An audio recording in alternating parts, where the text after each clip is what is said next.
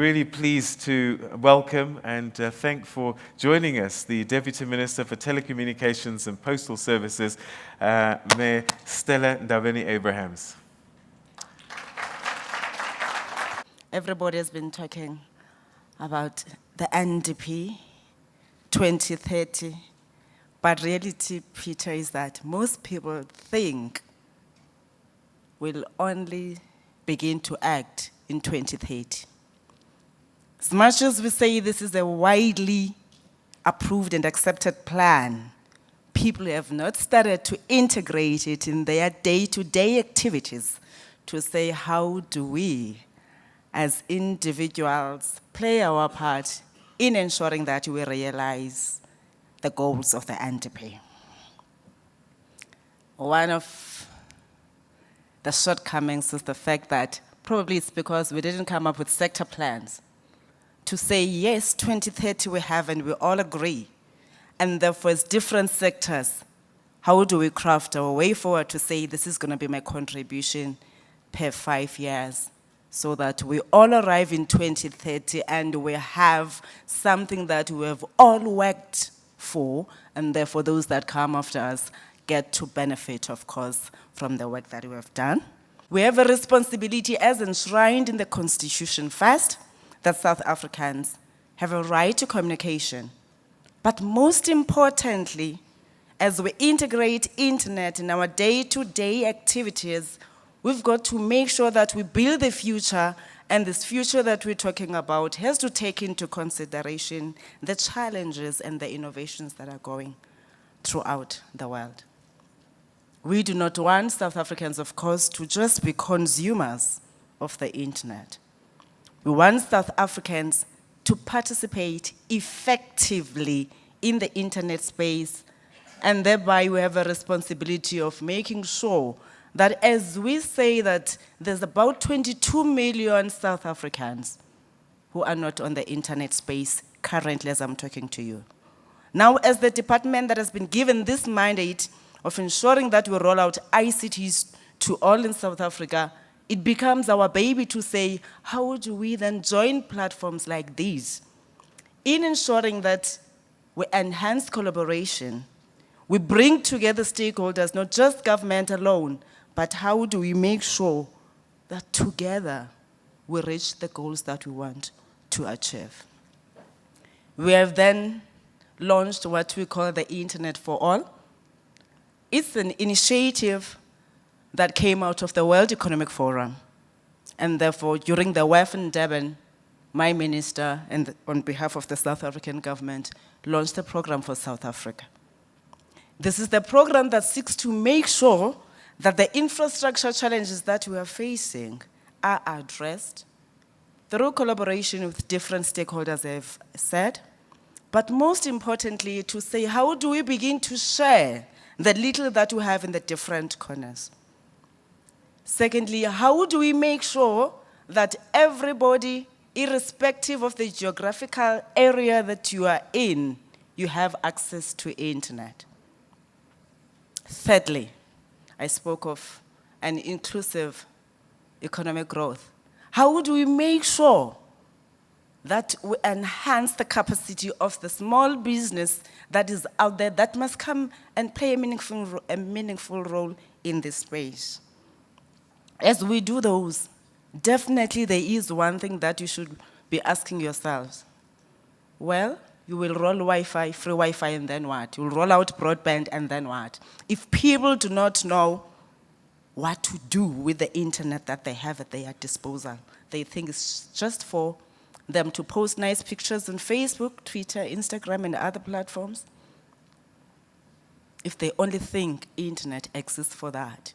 How do we make sure that we get South Africans digital ready to participate in this space and therefore be able to derive the economic value that is presented by the internet? We then said we're going to focus, which is the fourth objective of the Internet for All, on skills and awareness. As the Department of Telecommunications and Postal Services, we are rolling out broadband. As you have heard, we've been talking about it in the previous years. Finally, we've started rolling out.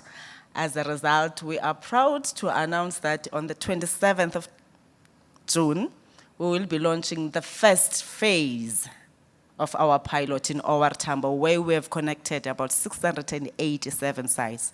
I said as government, we have a responsibility to make sure that people have access to internet wherever they are. OR Tambo, for now, being one of the areas that are in the rural provinces. That's the first response that we provided as government.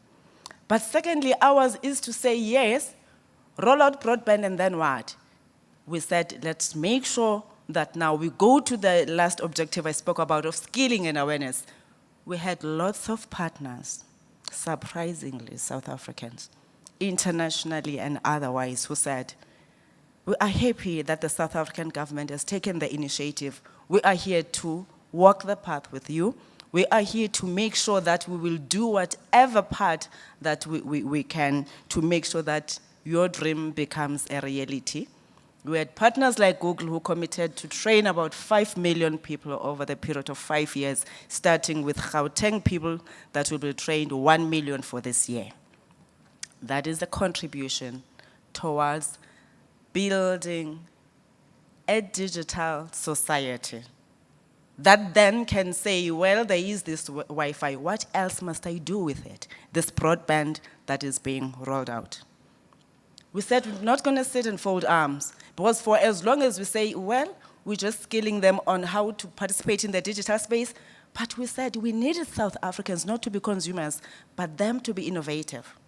As I'm talking to you right now, the mic, the iPad, your cell phone and everything, none of those come from South Africa. Very few, including the software development and the applications that we are using, that are locally produced.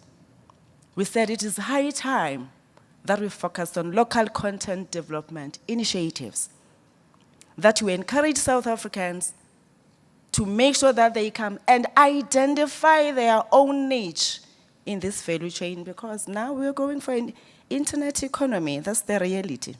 That is why Maimuna, when she comes here, she'll be talking to you about the fourth industrialization, where robots and machines will be replacing people, as you have said it here. That's the reality. Therefore, how do we make sure that our people are able to say, the fact that we are here in South Africa, the fact that we have missed on an opportunity to be the first ones to come up with a tablet or a laptop, does not mean that we cannot participate in the value chain. But we know that at times we need to come up with solutions that have the South African characteristics. As a country, we're complaining about the performance in terms of the maths and science at our high schools. What solutions are we bringing as South Africans in the digital space? I still see we have our programs printed, because yes, we must make sure that everybody is brought on board, but we have a responsibility to make sure that what we learned in the 19th century is able to deliver us to the 21st century, which is the digital economy and nothing else. We have a responsibility to make sure that the methods that we apply in our different sectors respond to the digital economy. If we are to build an information society, we do not have any choice. But we have to work together in saying that as much as you are very good in your research area, but hello, you catching a taxi or you taking a flight to whatever area that you're going to will take us time. And by the time you come with your findings, the conditions would have changed completely and the findings will be irrelevant because of the pace that we move on. Which means thereof, why can't I just conduct my research online and get the feedback of the people, and then I go a post, yes, this is what I found out, and then we act on those, responding instantly to the challenges that we face, to the challenges that talk directly to a person wherever he is, other than us coming up with solutions that are not taking us anywhere. The NDP, again, is very clear on giving a clear directive that there is a need for us to come up with a single cohesive strategy so that we can diffuse ICTs. in all areas, sectors. But, like I said earlier, one thing that we had not managed to do was to say, well, here is the NDP, as great as it is. Therefore, how do we work together in ensuring that we identify our own contribution? Waking up from this reality, we then took a decision as government, led by the Department of Telecoms again, that we said, let's come up with an integrated ICT white paper, whereby every idea is in the book, of course a tested one, and then making sure that we're responding to what the future requires. That's a response to the NDP. The second one was to say, how do we make sure then that as government we take lead in being the ones that are digital? We introduced the National E-Strategy, which seeks to empower people, like I've already said, that you're able to participate in the internet space across all sectors. We made sure that we introduce the e-government strategy that seeks to say, as government, how do we work together? How do we get our systems integrated online so that even the citizen that is sitting wherever has access to government services wherever he or she is? But most importantly, we had to make sure that we come up with an ICT SMME support strategy. Earlier on, I spoke of the fact that mainly as South Africans, we are consumers in this space. Now, if we are saying we are serious about building a better South Africa, we've got to make sure that we empower our SMMEs. We've got to make sure that our own people have access to, of course, not data must fall, but it responds to that people are calling for, affordable communication at all times. We've got to make sure that the devices that we're talking about and the other products are accessible to all.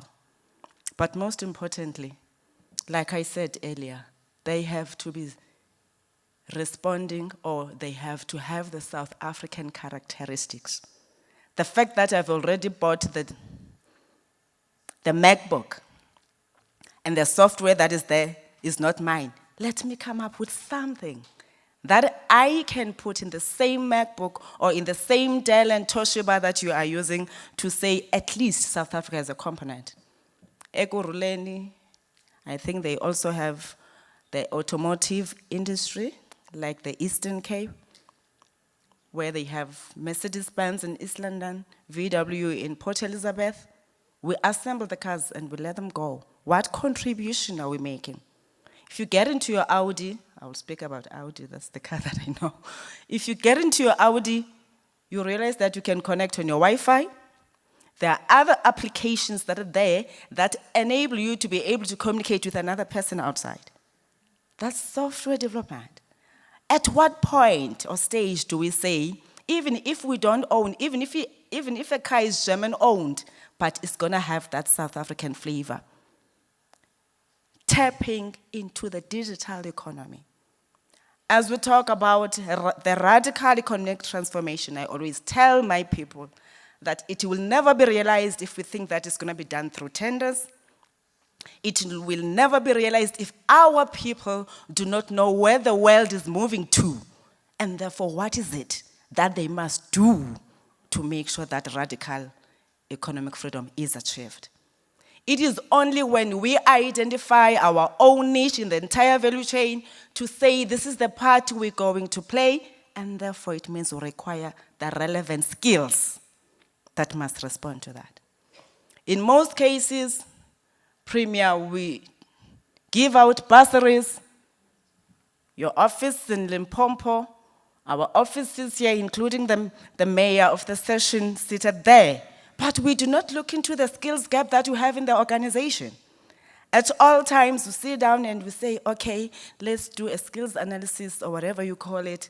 We identify those things. But when it's time for us to give our employees the bursaries that must go to school, we don't consider that. We just look, she's in HR, therefore she must go for an HR-related course. We do not think that it's important for the cleaner to come up to the level of an HR. Therefore, let's empower you because we're looking into the vision of the organization. We dish out funds through NSFAS. How many skills that are produced by those universities that respond to what the market requires? Right now, we're talking about matches and everything, people complaining that, yes, we went to school like you told us that it's important for you to get a degree, but we are here, we don't have jobs. One thing that we have to understand as South Africans is that when we pop out money for people to go to school, we do not do that because we want to give them jobs.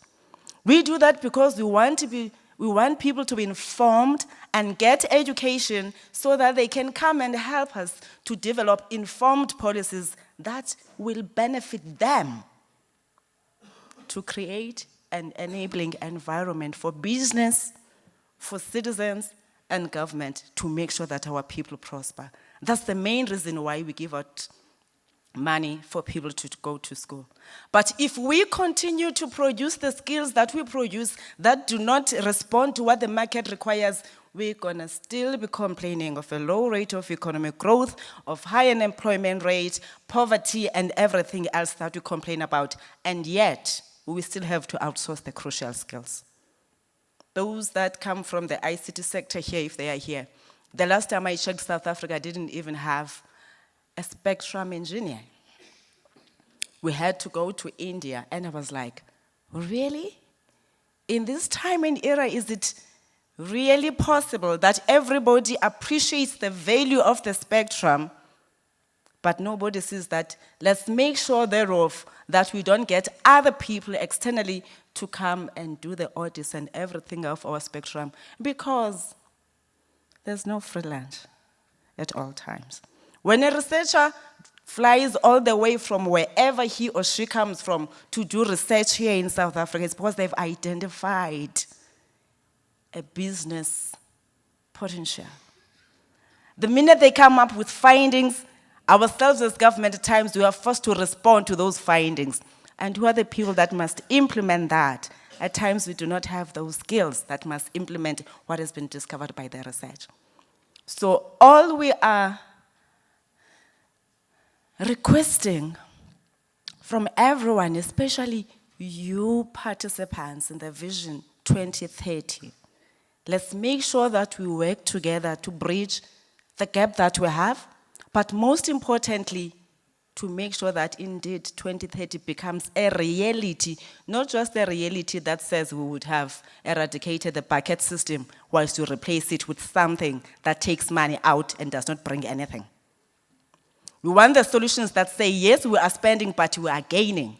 If we are saying one learner, as I've said, I've been with SASCO, one learner, one tablet, let's make sure that South Africans have contribution they're going to derive an economic value from that tablet. The manufacturing phase, hence you hear the Department of DTI talking of the industrialists.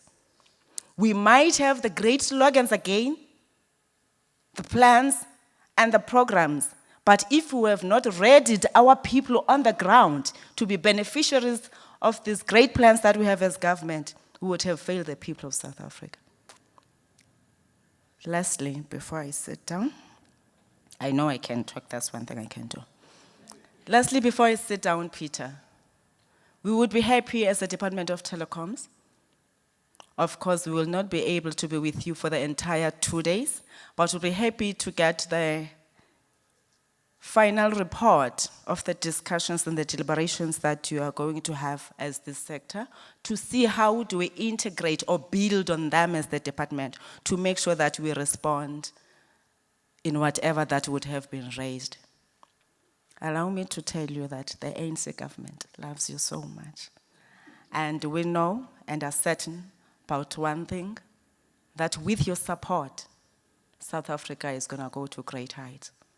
I know others, they tend to blush when I talk about the ANC government, but reality is that for now, it is the ANC government that is in power. Hence, I want to invite all of you to make sure that you participate in the policy discussions of the ANC, because once we conclude them, They will be the policies that will be binding you, irrespective of whatever party that you belong to. Because like I said, for now, it is the ANC that is in government. Therefore, let's not be emotional about it.